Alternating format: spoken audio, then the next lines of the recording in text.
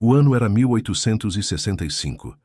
Um calor opressivo pairava sobre o Brasil, mas o inferno que se formava não vinha do céu, e sim da terra, de fazendas como a do Coronel Alcântara, onde a vida não valia a promessa de um amanhã. Naquele pedaço de chão, cada nascer do sol trazia a certeza de um novo dia de labuta, de suor, de um medo que se grudava à alma.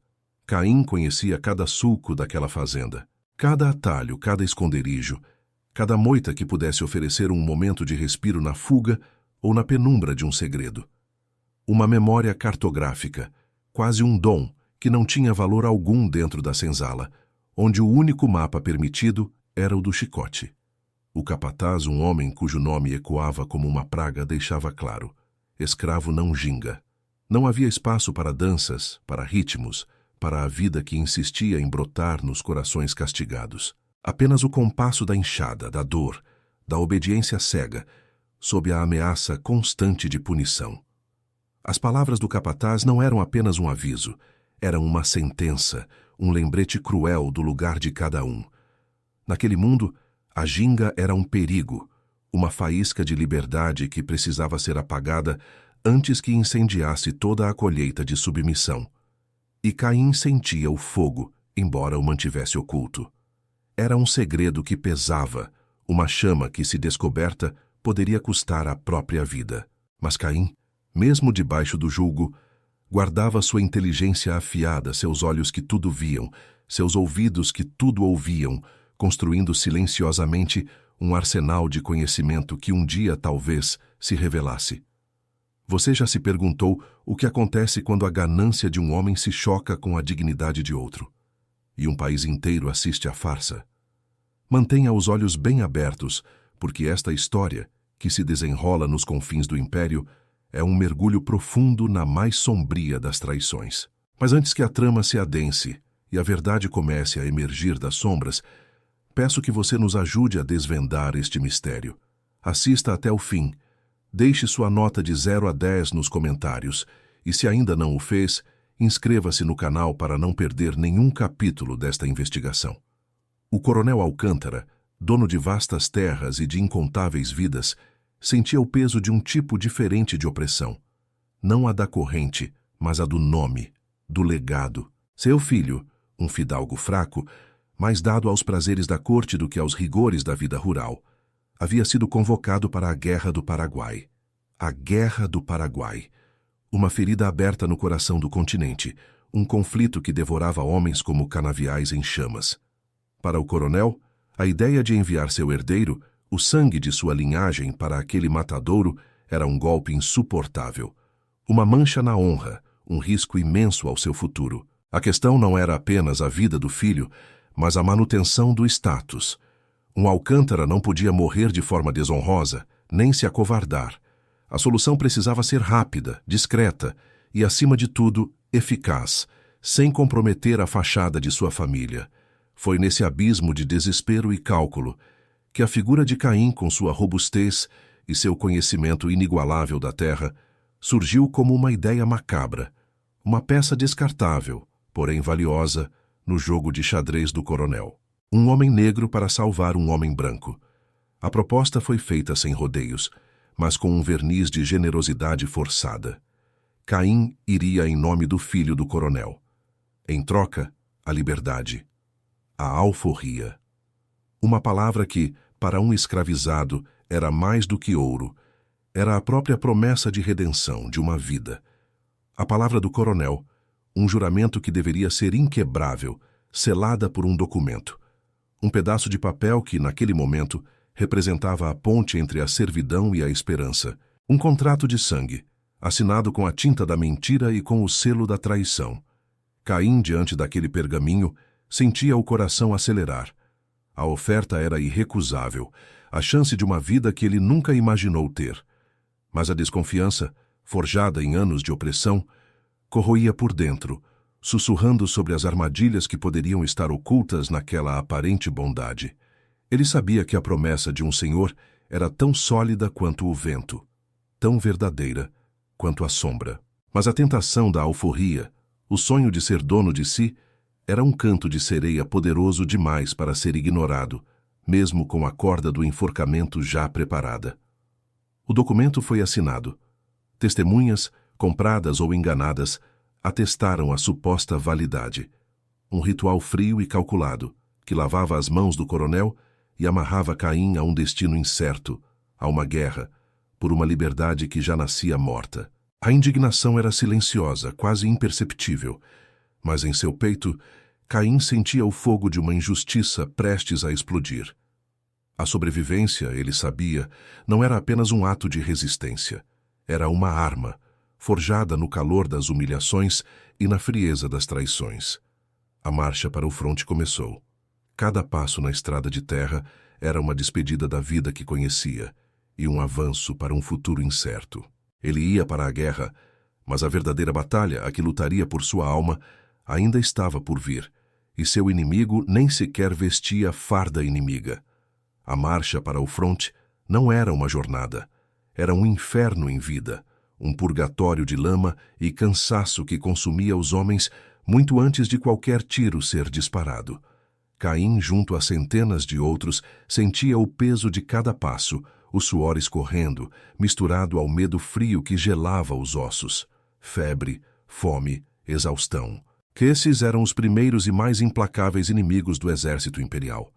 Homens caíam à beira da estrada, não por ferimentos de batalha, mas por um mal silencioso que corroía a carne e a esperança. A brutalidade da guerra começava muito antes dos campos de combate. Caim via a morte de perto, em seus múltiplos disfarces. Via o desespero nos olhos dos companheiros, a sede que rachava lábios, a disenteria que esvaziava os corpos. A desumanidade não era exclusiva do inimigo. Ela permeava as próprias fileiras, um veneno lento e inevitável. Ele se lembrava das palavras do capataz: escravo não ginga. Mas ali, naquele cenário de horror, não havia espaço para ginga nem para submissão. Havia apenas a luta incessante pela próxima respiração, pelo próximo dia, sob a sombra constante de um fim ignóbil. A intuição de Caim, forjada em anos de observação silenciosa na fazenda do coronel, começou a se aguçar ainda mais. Ele notava padrões, antecipava perigos, como se seus sentidos tivessem sido despertados para uma nova e terrível forma de existência. A guerra era um mestre cruel, mas eficiente. Nos campos enlameados de Humaitá, onde a morte era a única certeza e o som dos canhões rasgava o ar sem trégua, a habilidade de Caim se revelou um trunfo inesperado. Sua memória cartográfica, a mesma que mapeava cada atalho na fazenda, agora se aplicava ao terreno hostil da guerra. Ele lia o terreno como nenhum outro. Sentia a umidade da terra, a inclinação oculta, o murmúrio do vento que trazia o cheiro da pólvora e a direção do perigo. Sua intuição aguçada para os movimentos inimigos salvou sua unidade repetidamente, transformando o invisível em uma vantagem vital. Oficiais anticéticos começaram a notar. Aqueles olhos que um dia foram vistos como meros instrumentos de trabalho forçado, agora eram a chave para a sobrevivência em meio ao caos. Ele não empunhava um sabre de oficial, não dava ordens em voz alta, mas suas decisões táticas eram a diferença entre a vida e a morte. Quantos homens haviam sido subestimados, seus talentos desperdiçados, por causa da cor de sua pele, da condição de sua existência. O sistema o havia condenado à invisibilidade, mas a guerra, ironicamente, forjava nele um líder silencioso, um estrategista nato, sob o olhar atento da própria morte. Internamente, Caim sentia uma transformação. O medo persistia, claro, mas uma nova força brotava em seu peito. A cada vida salva, a cada movimento inimigo antecipado, ele não apenas sobrevivia, ele se elevava, desafiando a própria lógica daquela guerra desumana. Eles me mandaram para morrer, pensava Caim, enquanto o cheiro de fumaça e sangue invadia suas narinas. Mas eu vou voltar. Não serei apenas um número, um escravo esquecido. Eu serei o homem que eles tentaram apagar e que a guerra transformou. Era uma promessa feita a si mesmo, selada com o horror que o cercava. O respeito de seus companheiros não veio em forma de medalhas ou promoções. Veio em olhares, em sussurros, em gestos de camaradagem que valiam mais do que qualquer insígnia. Ele era Caim, o escravo que via o que ninguém mais via, o homem que lhes dava uma chance contra o inevitável. Uma espécie de patente informal, uma autoridade conquistada não pelo posto, mas pela capacidade de manter vivos aqueles que confiavam nele. Essa era a verdadeira liberdade que a guerra, de maneira perversa, começou a lhe oferecer. Um reconhecimento que a senzala jamais permitiria. Era uma esperança de um futuro que, até então, parecia impossível, um vislumbre de que a vida poderia ser mais do que a servidão. Mas a guerra ainda não havia terminado, e o caminho para casa, para a verdadeira liberdade, estava cheio de armadilhas ainda mais traiçoeiras do que as trincheiras de Humaitá. Caim não sabia, mas a verdadeira virada não seria nos campos de batalha, mas naquilo que o esperava ao retornar. A vitória mais difícil não seria contra o inimigo paraguaio, mas contra a mentira que o aguardava, paciente e mortal, em sua própria terra. Aquele pedaço de papel, a suposta alforria, era uma bomba-relógio, uma traição que aguardava o momento certo para explodir e pulverizar qualquer vestígio de esperança. O coronel Alcântara observava de longe, esperando que a guerra fizesse o seu trabalho, mas o destino tinha outros planos para Caim. A guerra o havia endurecido, o havia ensinado a lutar, a sobreviver, a ler os sinais. Mas seria essa nova versão de Caim capaz de enfrentar um inimigo que não usava armas, mas sim a caneta, a lei e o poder? A resposta repousava em um futuro incerto, à espera do retorno de um herói improvável. A guerra não terminou quando os tiros cessaram. Ela seguiu Caim para casa tatuada em sua alma, nas cicatrizes que contavam histórias de batalhas e na promessa de liberdade que ardia como um braseiro em seu peito. Ele retornou ao Brasil, um herói improvável, um fantasma entre os vivos carregando o peso de um sacrifício. Esperava o reconhecimento, a alforria, o documento oficial que selaria sua nova vida, digna de um homem livre que lutou pela pátria. Mas o que encontrou não foi o júbilo nem a gratidão. Apenas um silêncio ensurdecedor, o vácuo de uma promessa vazia, um muro invisível de burocracia e desprezo. Nos registros de voluntários, seu nome havia sido riscado, apagado, como se Caim jamais tivesse existido, jamais tivesse empunhado uma arma, jamais tivesse salvado vidas nas trincheiras de Humaitá. A história militar o renegava, cuspindo em sua face a mais cruel das mentiras. O documento de alforria, aquele pedaço de papel que prometia o céu, era uma farsa. Uma folha em branco, uma assinatura do coronel Alcântara, que se revelava uma fraude descarada.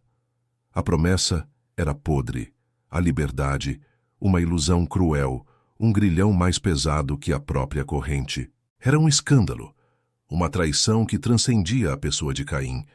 Ela maculava a memória de tantos outros escravizados que lutaram e morreram sob falsas promessas, suas vidas e sacrifícios apagados pela mesma pena que negava a Caim seu merecido direito. A dívida de sangue era imensa. O sistema liderado pelo coronel Alcântara e seus aliados políticos e jurídicos agia nas sombras. A intenção era clara: apagar as provas, condenar Caim ao esquecimento e, mais perverso ainda, à servidão perpétua. O silêncio era a arma, a burocracia, a cela. Mas Caim não era mais o homem que partira da fazenda. A guerra o ensinara a lutar não apenas com armas, mas com a mente. Ensinara-o a sobreviver, a ler as entrelinhas da traição e a reconhecer os inimigos que se escondiam por trás de sorrisos e títulos. Ele iniciou sua própria investigação, uma caçada silenciosa por fragmentos da verdade. Como um detetive das sombras, Caim sabia que cada pista era um risco, cada testemunha, um alvo. Mas o desejo de justiça era um fogo que nenhuma ameaça poderia extinguir. Procurou por antigos companheiros de trincheira, homens que, como ele, haviam visto a verdade nos campos de batalha. Aqueles que testemunharam seus feitos, que sabiam quem ele era antes que o sistema tentasse apagá-lo. Cada encontro era uma aposta de vida ou morte.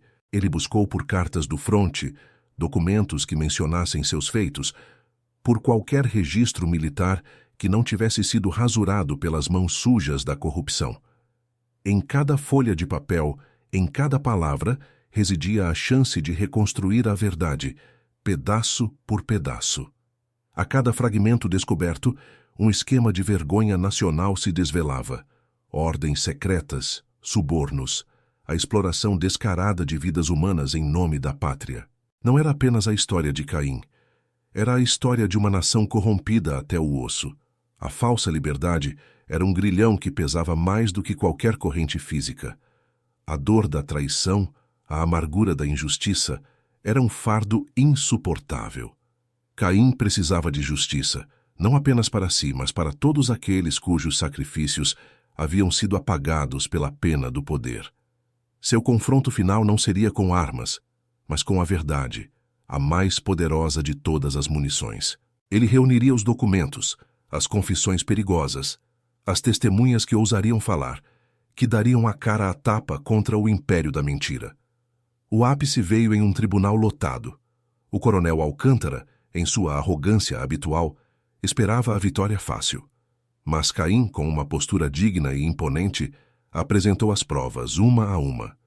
Cartas que detalhavam suas ações heróicas, depoimentos de companheiros que o viram salvar vidas, registros originais escondidos e agora revelados que desmentiam a farsa da alforria. A sala murmurava. O juiz, antes impassível, agora observava o coronel com um olhar de repulsa. A verdade, cortante como um sabre, rasgava o véu da hipocrisia. Caim não precisou levantar a voz. As provas falavam por si com a força de um trovão. A revelação foi um julgamento público do Estado, uma exposição da traição que corroeu as fundações de uma nação. O coronel Alcântara foi desmascarado, não apenas condenado pela fraude e pela negação da alforria de Caim, mas exposto por sua cumplicidade em um esquema muito maior que vitimou dezenas de outros homens. A queda do coronel foi espetacular. A justiça poética se fez presente. Ele perdeu suas terras, seus títulos, sua honra que sempre foi uma fachada. Preso, ele viveu o resto de seus dias na ignomínia que tanto temia, um pária, devorado pela própria ganância. A dívida de sangue foi cobrada. O apagamento histórico, confrontado por uma verdade inegável.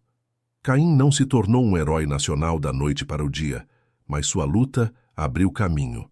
Seu caso forçou o império a revisar outros registros, a reconhecer outras alforrias negadas. A história foi reescrita não pelos vencedores, mas pelos esquecidos. Caim, o escravizado que não podia gingar, havia lutado a mais difícil das batalhas e saído vitorioso, não com armas, mas com a implacável força da verdade. Ele havia conquistado sua liberdade, e mais do que isso, aberto uma fresta de esperança para tantos outros. A história de Caim nos lembra que a justiça, por mais lenta que seja, pode alcançar os mais altos escalões do poder. E que a voz dos esquecidos, quando unida à verdade, tem o poder de derrubar impérios. Esta foi a história de Caim, um homem que desafiou um sistema inteiro e reescreveu seu próprio destino.